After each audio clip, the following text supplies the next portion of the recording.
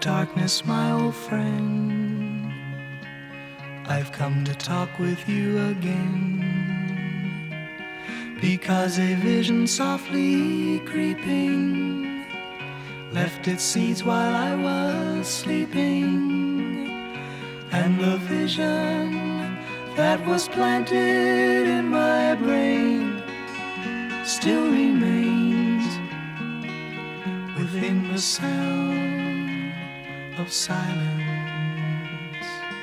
In restless dreams I walked along narrow streets of cobblestone,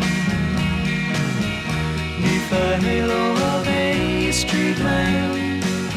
I turned my collar to the cold and damp, when my eyes were stabbed by the flash of a neon light that split the night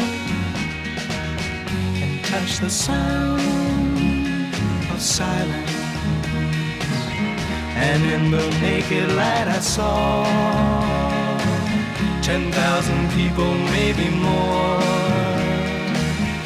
people talking without speaking, people hearing without listening, people writing songs that voices never share. No one dared disturb the sound of silence. Fool, said I, you do not know, silence like a cancer grows. Hear my words that I might teach you, take my arms that I might reach you, but my words like silent raindrops fell, echoed the wells of silence. And the people bowed and prayed